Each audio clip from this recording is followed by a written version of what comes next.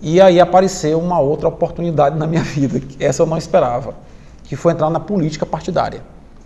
Eu pensei comigo, digo, gente, eu acumulei um capital político razoável dentro da UESP, e aí um amigo meu da rede, o Dionísio do Chapeuzinho de Couro, disse, rapaz, vamos para a rede se candidatar?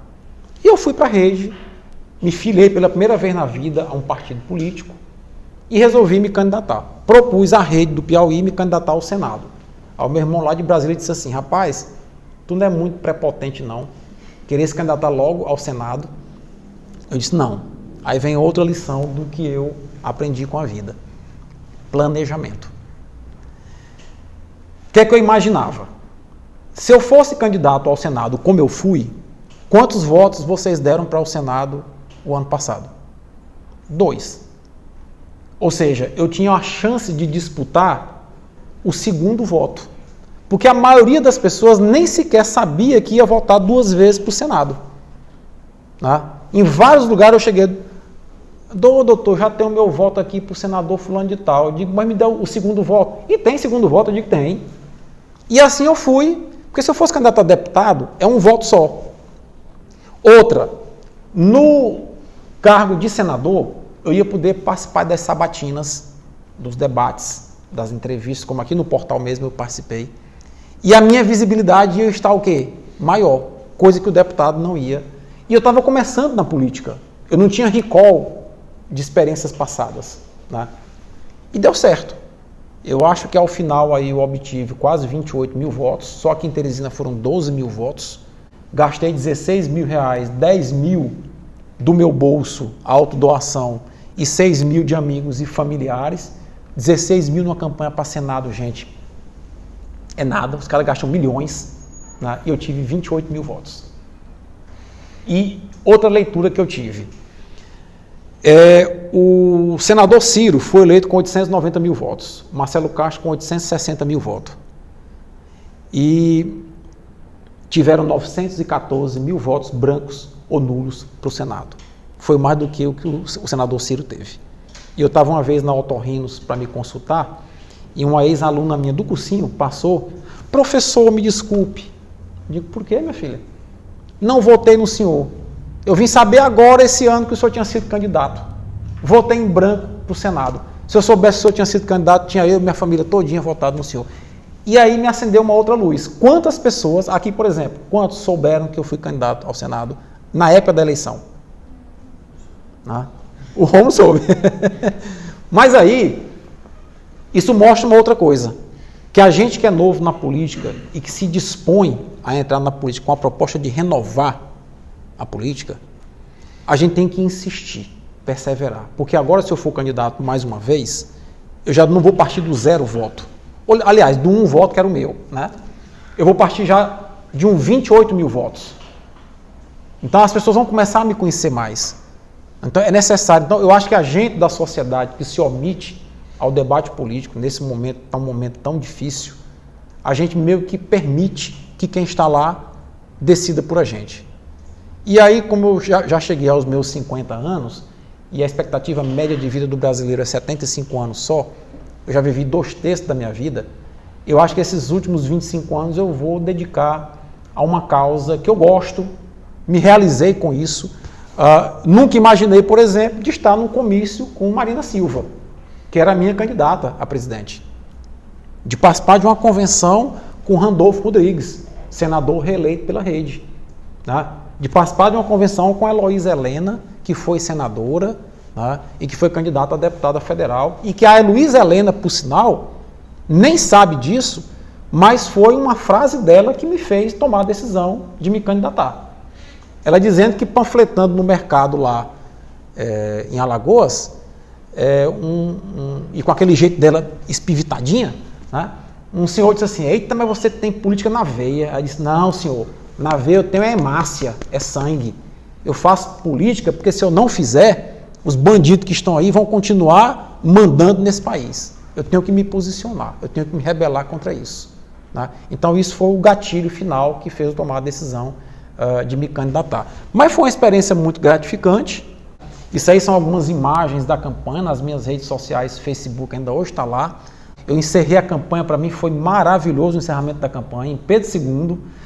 Nessa foto de baixo aqui, na escola que tem lá em Pedro II, escola agrícola, como eu fiz o ensino médio também agrícola, que é a EFASA, e que até hoje eu tenho contato de WhatsApp com esses alunos de lá, e eu fiz uma palestra lá no último dia permitido pela Justiça Eleitoral. Como é que nós encerramos a palestra? Eu sentado no chão, cercado de jovens de 17, 18 anos. Né?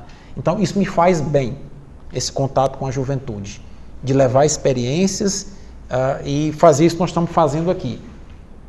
Discutir caminhos a partir dos aprendizados que a vida traz para a gente.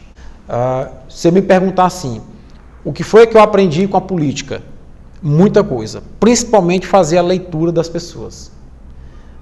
Na política é uma questão de sobrevivência. Você olhar para a pessoa e fazer a leitura dela, do que tem, porque eu era muito ingênuo até então.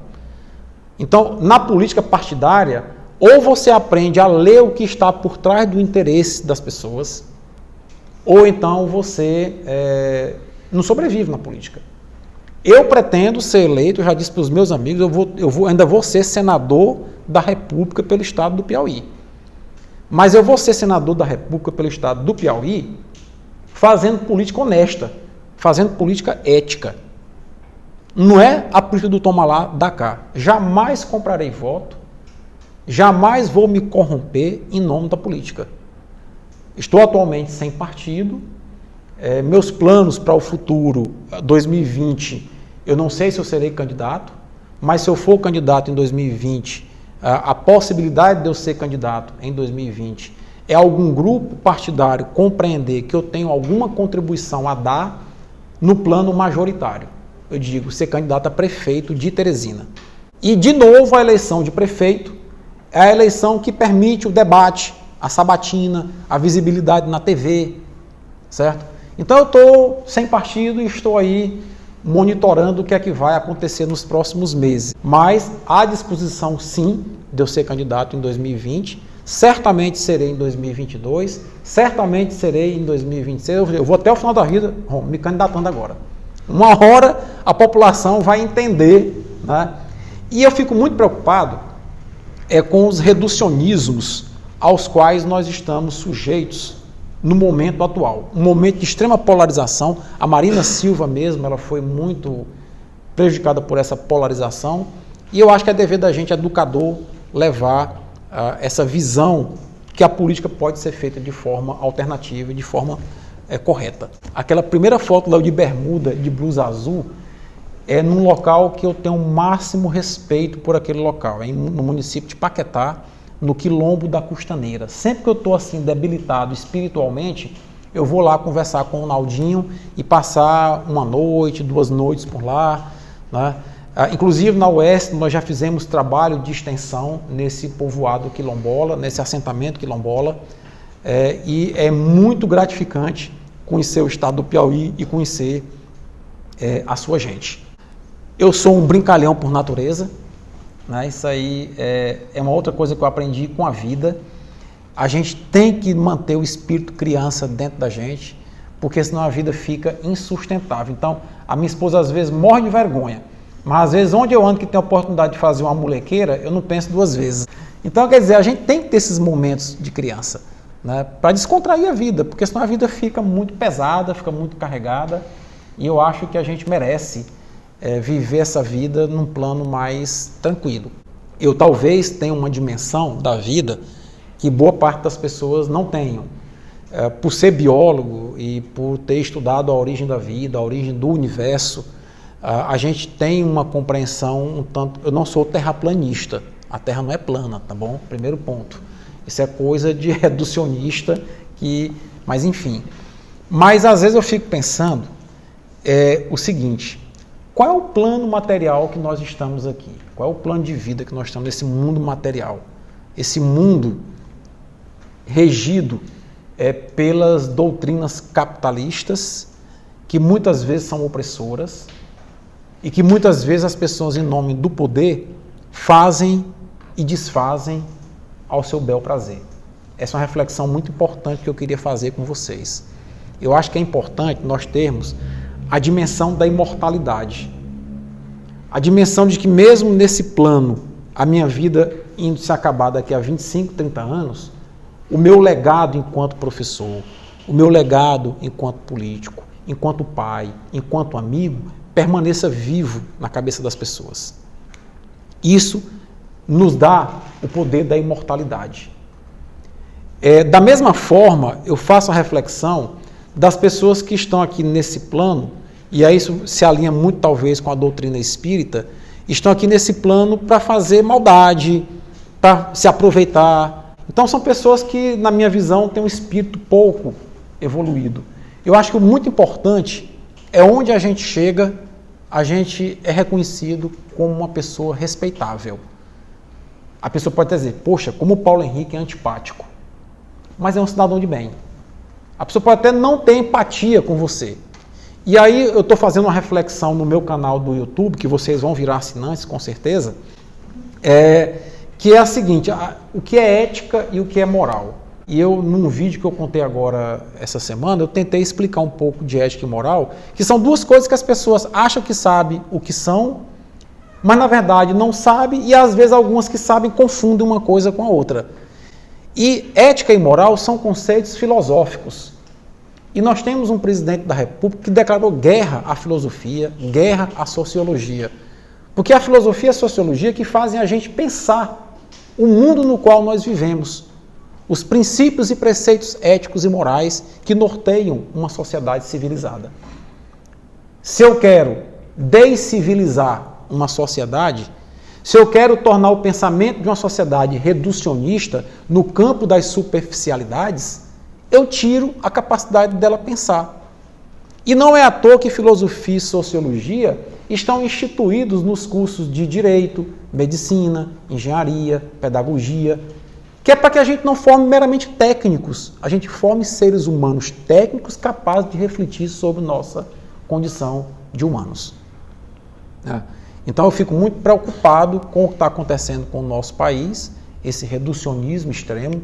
As pessoas hoje não leem. Se eu mandar para vocês um vídeo pelo WhatsApp de 3 minutos, você não consegue assistir o vídeo completo de 3 minutos, já tira logo conclusões a respeito do vídeo, acelera e já passa para uma outra coisa. A gente tem que viver mais a vida de maneira tranquila, certo?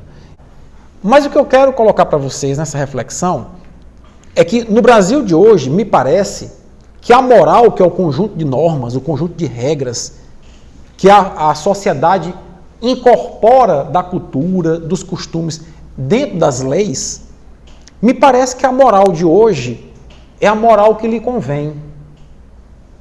É a moral sua, do presidente, do ministro, e não a moral da coletividade como tem que ser. Nós elegemos deputados e senadores para que eles sejam a nossa voz lá dentro do Congresso e criem as leis que vão regulamentar a nossa vida. Então a moral é coletiva, ela não é individual. E me preocupa, e aí é uma fala política mesmo, do político que eu incorporei, quando um ministro de Estado publica uma portaria que é praticamente a volta do AI-5, censurando a atividade, né, por tabela de um jornalista que está divulgando aí conversas não tanto quanto republicanas. Mas enfim, é o momento que nós temos que pensar. E é por isso que eu decidi levar esse jeito para a política, esse jeito claro de mostrar as coisas para a política. Outra coisa que me ajuda, atividade esportiva. Sempre gostei de esporte. E isso eu aprendi também com a vida.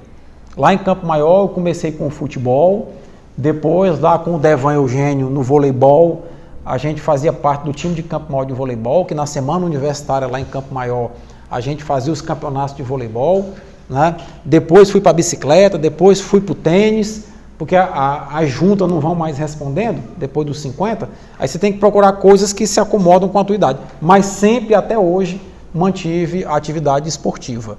Né? Por quê? Porque esporte é saúde. E a saúde do corpo repercute também na saúde da mente. Então, recomendo demais a vocês tirar 1 hora do dia para fazer atividade física. Às vezes, por exemplo, Romulo, quando eu estou agora na função de youtuber, né? Todo dia 19h50 eu publico um vídeo de 10 a 15 minutos. Essa semana eu falei sobre o Futurice. né, o problema que o futuro isso vai ser para o futuro desse país. E os meus vídeos são sempre muito técnicos, eu procuro analisar à luz da legislação. E eu, inclusive, desconstruí uma fala do Weintraub numa entrevista que ele deu na Jovem Pan. Eu mostrei na lei, nos editais, que ele estava errado. Bom, mas às vezes, para eu construir o raciocínio lógico, eu preciso me isolar. Uma coisa maravilhosa, caminhar. Aí eu pego, boto meu tênis, no final da tarde, vou ali para Raul Lopes, caminho 5 quilômetros, fico mergulhado nos meus pensamentos, faço uma atividade física e uma higiene mental. Quando eu chego em casa, está tudo já desenhado na mente. Então, às vezes, é necessário você, durante o estudo, durante a tua atividade de trabalho, dar uma pausa e procura fazer uma atividade para você se desligar daquilo, que depois você volta com mais energia e mais disposição, inclusive para produzir. O teu trabalho fica com rendimento melhor. Bom, aqui a minha família é o meu esteio, tá bom? É a minha fortaleza. E vocês tenham na família de vocês também a força de vocês, porque na hora que o cinto aperta, o calo aperta, é a família que está com você, né? Alguns amigos, aqueles mais fiéis, podem ficar, mas a maioria dos amigos também te abandona. E isso também a política andou me mostrando. Você tem amigos de conveniência, você tem amigos que naquele momento que você está ali se projetando, estão lhe cercando. Depois que você sai do momento da projeção, você meio que é abandonado pelas pessoas, o mundo é assim e não vai mudar, né? E a gente tem que compreender que é assim mesmo. Ali é meu pai e minha mãe, os dois falecidos já. Então assim, eu queria finalizar a minha fala com vocês, e eu vou aqui tentar, nessa finalização da fala, para depois a gente abrir aqui uma roda de conversa que eu gosto muito, tentando não me emocionar. Todas as vezes lá na UESP que eu resolvia falar desse tema nas colações de grau, não dava muito certo, né? Mas eu estou tentando superar essa fase. Porque o meu pai, como eu disse, foi o meu exemplo de caboclo da roça, que saiu lá do interior de Milhã, veio para Teresina, ou para Campo Maior, para o Piauí, construiu a vida dele com base no estudo aqui em Teresina e sempre nos estimulou a estudar. A verdade é essa. O pai disse, olha, você vai conseguir através do estudo.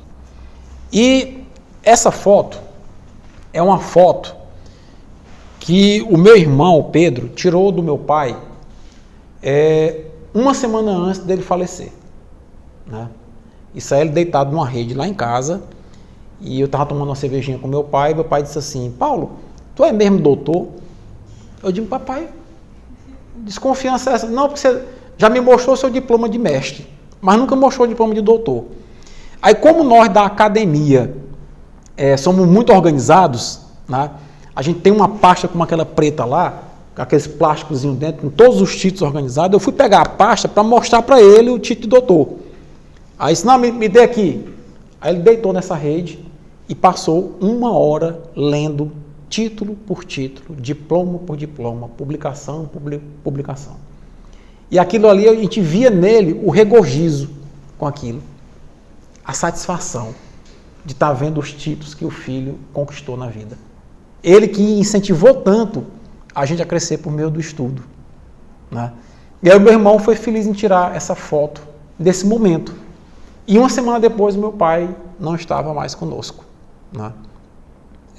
Penso eu que eu talvez tenha, nesse momento aí, proporcionado ao meu pai um dos maiores presentes que ele recebeu na vida, né? Porque eu tenho hoje convicção de que meu pai sabia que ele ia morrer, que ele não saía vivo do centro cirúrgico, porque a cirurgia era muito complicada, né? E nós escondemos do meu pai até o final que ele não tinha um câncer. Ele dizia, eu estou com câncer. Ele disse, não, tá não, papai, você está com cálculo biliar. Você vai fazer uma cirurgia de cálculo biliar, é tranquilo, tal. E aí eu me lembro que foi aqui na antiga Casa Mata, que é o HTI, aqui, e eu vim dormir com meu pai na noite anterior à cirurgia. O meu pai escreveu uma carta para que eu lesse para ele essa carta, né, de despedida. A gente chorou muito, os dois, enquanto eu li essa carta para ele, só eu e ele dentro do quarto do hospital. Eu tenho essa carta comigo, guardada, uma espécie de tesouro que eu tenho. E ele dizia na carta, olha, a minha conta corrente é tal, eu deixei o cartão no lugar tal, a senha tal, eu estou devendo um empréstimo consignado, você pode vender o carro para pagar esse empréstimo, mas honre as minhas dívidas. Né? Então, esse caboclo velho aí é decente. E eu pude, no final da minha vida, no final da vida dele, dar esse presente para ele, para mim foi realmente emocionante. Né? Ele tinha orgulho de mim, tenho certeza disso. E eu ainda hoje tenho muito orgulho da figura que ele era. Né? Ainda hoje, tanto que eu coloquei o nome do meu filho, Caçula, de Antônio. Né? Tem uma frustração grande na vida, é uma espécie de culpa que eu carrego, porque ele fez a cirurgia, eu acompanhei com a minha mãe na sala de espera, ele foi para a UTI e eu tinha um compromisso de trabalho em Floriano. Eu fui esse compromisso de trabalho em Floriano, me lembro demais, era uma sexta-feira, eu voltei de Floriano muito cansado, eram as 8h30 da noite, eu estava passando aqui na Avenida Miguel Rosa, ainda pensei comigo, eu digo, vou lá visitar o meu pai, falta meia hora ainda para o tempo, mas eu havia falado com a minha mãe às 5 da tarde pelo telefone, a mamãe disse, não, ele está bem, a gente conversou com ele e tal, e eu vinha muito cansado. Eu disse, não, eu vou deixar para ver o papai amanhã de manhã. E aí fui para casa, no outro dia de manhã, a médica muito cedo ligou, venha ver o seu pai. E eu já cheguei o papai inconsciente e não pude falar com ele. Essa é uma culpa que eu carrego comigo. Né? E aí, eu conversei com ele estava inconsciente, eu disse, eu tenho certeza que ele ouviu tudo que eu falei, pedi desculpa a ele por não ter ido no dia anterior falar com ele, mas que estava indo pegar a minha mãe. Liguei para a mamãe, fui pegar a mamãe.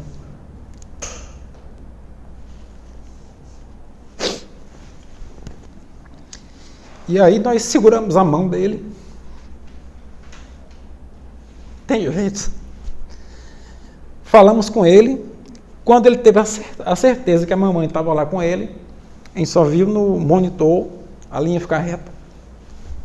E ele faleceu ali. Não tem jeito. Mas esse caboclo do pé rachado, do interior do Ceará, é quem me fez quem eu sou. Eu tenho muito orgulho disso. Obrigado.